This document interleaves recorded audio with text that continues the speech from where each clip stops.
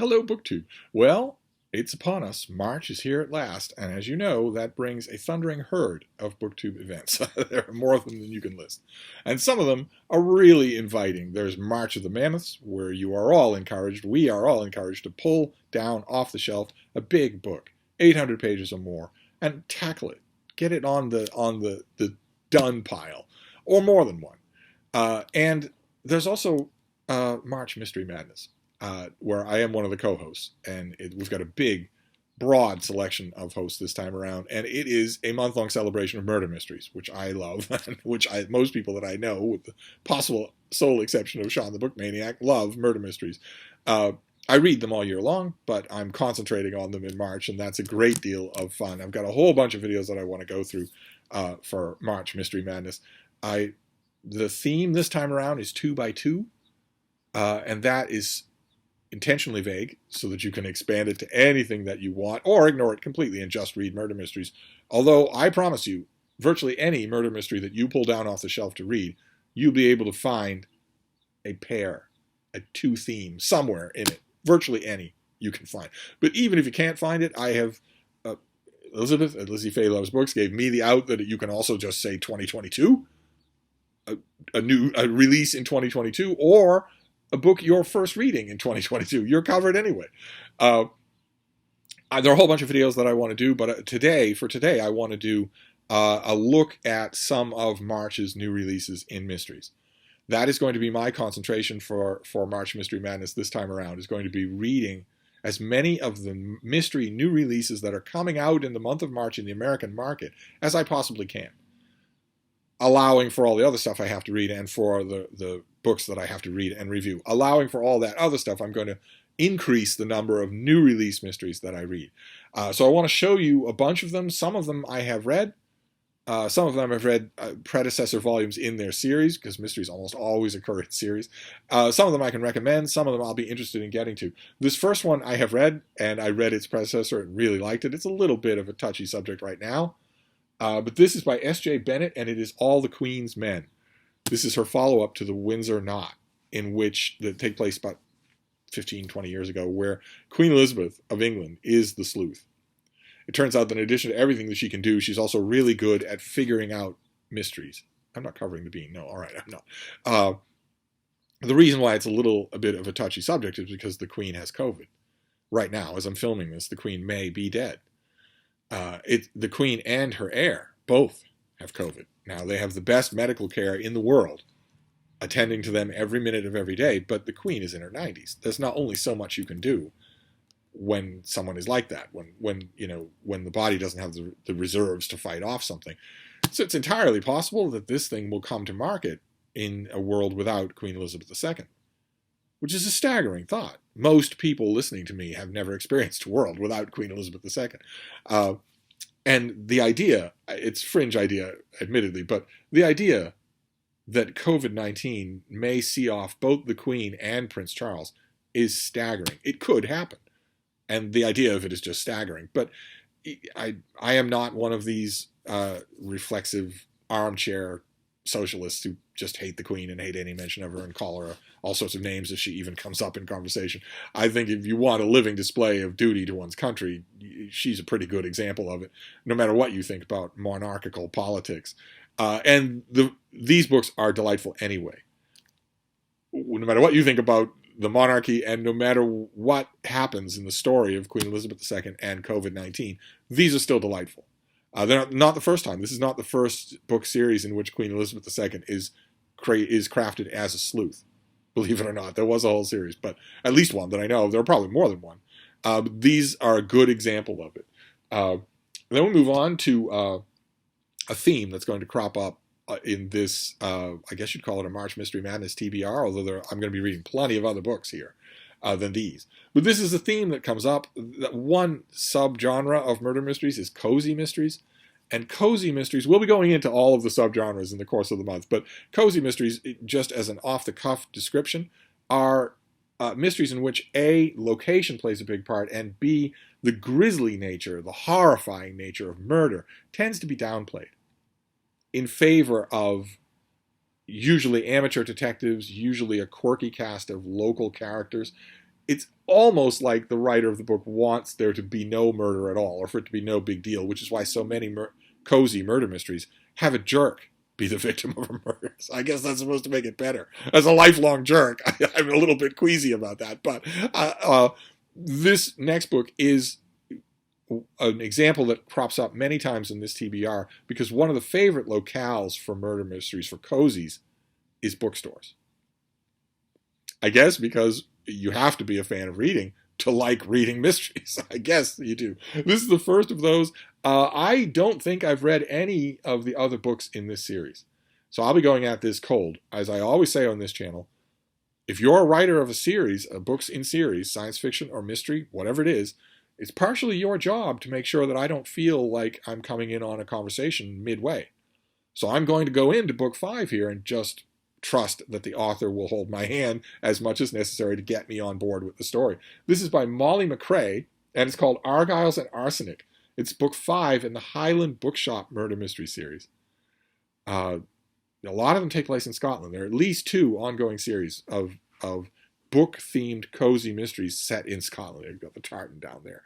No idea what I'm getting into here because I'm not familiar with the type of writing at all. But with the next one, exactly the same kind of cozy murder mystery. This one I am familiar with. I've read one book out of the series. I don't know how many have been in the series, but I've read one and I enjoyed it. I thought it was good. This is a Scottish bookshop mystery, a different kind of Scottish bookshop mystery. And this is by Paige Shelton, and it's called Deadly Editions. And there you have the candlelight and the cozy library and the leather-bound books and a vial of what may be poison. And there was an earlier volume in this that had Loch Ness in the title. I was immediately drawn to that. It's a terrible shame, but what can I say? In addition to all the other complexities of my super sexy influencer personality, I am also a big fan of cryptids. I love them. I don't love the Loch Ness Monster quite as much as I love a certain gigantic hairy anthropoid in the Pacific Northwest, mainly because the Loch Ness Monster cannot be. It simply cannot be. Unlike so many people who are so fascinated by the Loch Ness Monster, I've spent time at Loch Ness. There is no possibility of a large population of whale-sized creatures that are living in that lake or anywhere near it. They would need vast amounts of food. There is no way that it could happen.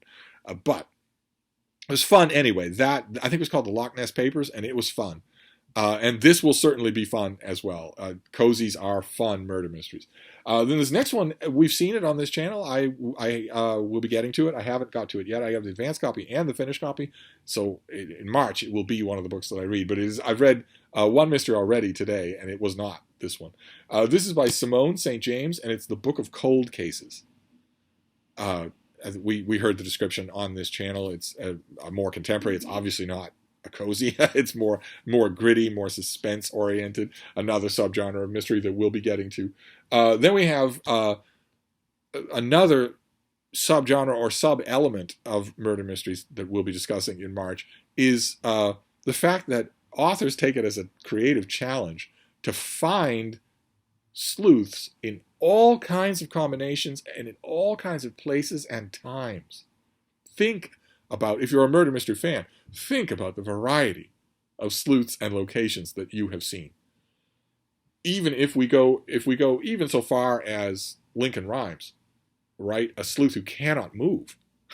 You take that, or you go to Dr. Samuel Johnson, who could barely figure out where he was most of the time, but he's a murderer. We have the Mitford sisters, all the way to canonical stuff, like, for instance, Agatha Christie. One of her most famous sleuths is a little old lady in a tiny British village. She should not have a series of adventures. It simply shouldn't happen, yet works perfectly. And this next book is an example of that, because you get an offbeat location for murder mysteries, 1950s Jerusalem, and you get an offbeat character, an offbeat collection of characters that have to be necessarily politically charged. So not a cozy mystery at all. This is by Jonathan Dunsky, and it's A Death in Jerusalem. This is an Adam Lapid mystery. I don't think I've read any of these at all. I'm guessing from, I don't know if I'm right about this, but I'm guessing from the look of the cover that this doesn't have a wide mainstream distribution in America. I'll probably have to buy this thing. I'll probably have to buy an ebook of this thing to read it. But I am intrigued, absolutely intrigued. I've been to Jerusalem many times. It's never been a hospitable thing for me. I don't have many positive memories of having visited Jerusalem. One time in particular, I have a positive memory, but it had nothing to do with Jerusalem, if you know what I mean. Let's just say I am a big supporter of the Israeli Defense Force. The next one is a very interesting gimmick. That's one of the things we're going to be talking about throughout March, is what is the presiding gimmick on which turns the whole book. Some of them are completely straightforward. You have a police detective whose job it is to solve murders. There you go. No fusses, no bells and whistles at all. Sometimes you have things that are very intricate, very unusual. And this one it puts a smile on my face. I look forward to read this. This is by Steph Broadrib, and it's called Death in the Sunshine. It's the Retired Detectives Club. I think this might be the first one, where a detective retires to a retirement home in Florida, and a dead body shows up by the pool, of course, and she realizes that a whole bunch of her new friends at this facility are also retired cops, and they cannot resist the call of trying to figure out what's going on, especially since the impression I get is that the local efforts at investigating crimes are not up to their standards. I think it'll probably be lots and lots of fun. And it isn't quite a cozy mystery. If cops are involved, usually that means the thing you're going to be reading is not quite a cozy mystery. If cops are involved, usually it has to be amateurs. Sometimes that's not true, but still, you can see from just the premise of that thing. What's it called again? Death in the Sunshine. You can see just from the premise that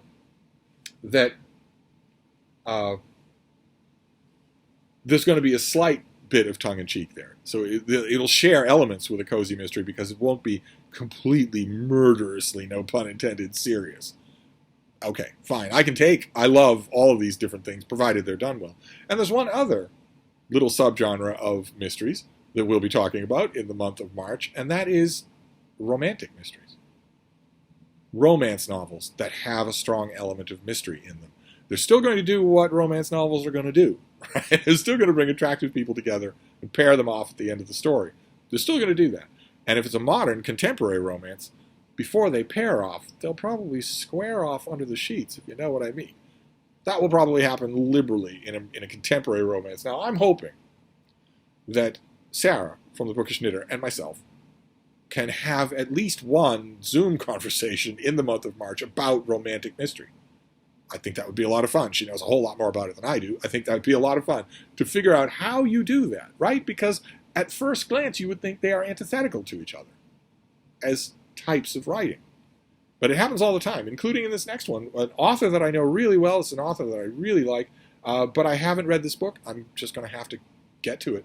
This is in the Harlequin intrigue line. Harlequin romances have a number of different subcategories every month. And Harlequin intrigue is the place where you're likely to go to get a romantic intrigue, romantic mystery. This is by B.J. Daniels, who I cannot recommend strongly enough, and this is Murder Gone Cold. There is our hero on the cover. You can see he's a little bit unconventional. He looks, he's a little skinny, and he has a slight look of hepatitis B about him, but I imagine that's going to be part and parcel of the story. I know a little bit about the broad outline of this story, which is that the main character, this guy, is taking up a cold case that thwarted his father, who was a lawman. So he's trying to figure that case out on his own to sort of put those ghosts to rest. I imagine he runs into the heroine of the story in the course of that investigation. But I'm trying to cover my bases with March. I'm trying to cover a lot of the subgenres that we get. Okay, this next one is another bookish mystery. This is by Margaret Loudon. I don't think I've ever read this author before, and maybe the reason why is right there on the cover. But this is called Peril on the Page. And I simply do not understand why cats are so prevalent in murder mysteries. I guess it's because a lot of murder mystery fans have cats, but you cat people out there, honestly, you know, I play for the other team. I am, in fact, the captain of the other team. Nevertheless, you have to agree with me that your cats, the cats that are probably watching this video with you, would be utterly indifferent to a dead body. They wouldn't help anyone to solve a crime. If they saw your dead body face down on the carpet, their reaction would almost certainly be, never liked them much anyway. You know that. You know that about these creatures. You know they're indifferent to whether or not you live or die. Dogs aren't that. At least dogs aren't that. I'm not sure that dogs are not very bright. I'm not sure that they'd, present company accepted, the bean is very bright. I'm not sure that they'd be very good as sleuths, but at least they'd care. Anyway, this is, if I remember correctly, I haven't read this. It turns out I haven't read a lot of these things. If I remember correctly, this takes place in and around the orbit of a cozy little bookstore. Are we losing the light? I think we are. Does it work any better over here? No, if anything, that's worse. All right, well, we'll give it a try here. We'll go as long as we can. We've only got a few more to go. I'm always up for a cozy mystery, even if it co-stars Satan's minions. So, all right, this next one we saw yesterday. I've talked about it a few times. I wanted to mention it one more time. It definitely counts for March Mystery Madness. This is Andrew Maine's new book, Sea Storm, the latest in his underwater investigation series about a young woman who investigates crimes underwater off the coast of Florida. Did a car go in the water? Is a body found washed up? Sooner or later, I will get more shark and alligator related dead bodies as well. Although the wildlife of the Florida mangoes and of swamps and the Florida coast makes definite appearance here. There's real good atmosphere building in here. This is a police procedural, obviously, necessarily. It's a police procedural, so it's as far away from a cozy as you can get. But nevertheless, it shares with the cozy mysteries on this list a very strong evocation of atmosphere, of location. Cozies usually lay a lot of weight on that. Then this next one I have not read. It is the closest to the top of the list for me. This is by Wasim Khan, and it's called The Dying Day. And it takes place in colonial India, if I remember correctly, and features the disappearance and likely death of a Dante scholar, and the disappearance of a 600-year-old Dante manuscript. The priceless possession of under glass of the building where it has been shown to scholars and tourists forever, and it's suddenly gone. And so is the scholar who was studying it. Very, very neat. Because of the time and the location of this mystery, it will also very likely, like the Murder in Jerusalem, it will very likely have a very strong element of politics involved, of historical politics. If the author is any good, it will probably inform you a lot about those historical politics, but also still vaguely bookish. But I have a feeling there'll be nothing cozy about this book. I could be wrong, but I think there'll be nothing cozy about it. And then we'll finish up with a staple of March Mystery Madness or any other mystery reading event, and that is Sherlock Holmes. Of course, every single season, every single month brings forth new Sherlock Holmes pastiche novels and short stories. There's no way to avoid it, and although a lot of it is good to avoid because a lot of it is really bad, really horrible stuff, where the authors, as I mentioned the other day, the authors sometimes will just be incredibly lazy. So you open a Holmes pastiche short story or novel, and the author is just saying, Moriarty, Irene Adler, the game's afoot. Like they figure if they can just toss off enough of these pennies into the memory well, you won't care whether or not the story is well put together, and especially whether or not you're getting good character studies of Holmes and Watson. This new collection of Holmes pastiche stories is new to me. I have not tried it. I don't think I've read this author, so we'll see. I will be encountering it all. It's the Undiscovered Archives of Sherlock Holmes. Fairly boring title and fairly boring cover. A misty, vision of Victorian London. It's by John Lawrence. The Undiscovered Archives of Sherlock Holmes. I don't think this is going to be widely distributed in mainstream press. I will probably just buy it, but I'm looking forward to it. Hope springs eternal when it comes to Holmes pastiche stories. Especially since Matthew at Mayberry Book Club and I are reading through all of the Sherlock Holmes stories for our Mayberry Book Club for March. We're dovetailing our Mayberry Book Club with March Mystery Madness. I think Matthew did Scandal in Bohemia and the Red-Headed League today. I think I've done enough videos for today, so I'm going to let some of my Sherlock Holmes short story ramblings go until tomorrow or later than that. I also think I'm running out of light. It looks like the day is fading here. Maybe the cloud cover is thickening before sunset. But anyway, we're done. Anyway, that is a little TBR. Some suggestions for you. I'm going to do a bunch more in the course of March, and we'll be talking a lot about mysteries in addition to that as well. So I will leave all the appropriate links down below, and I will see you soon. Thank you, BookTube.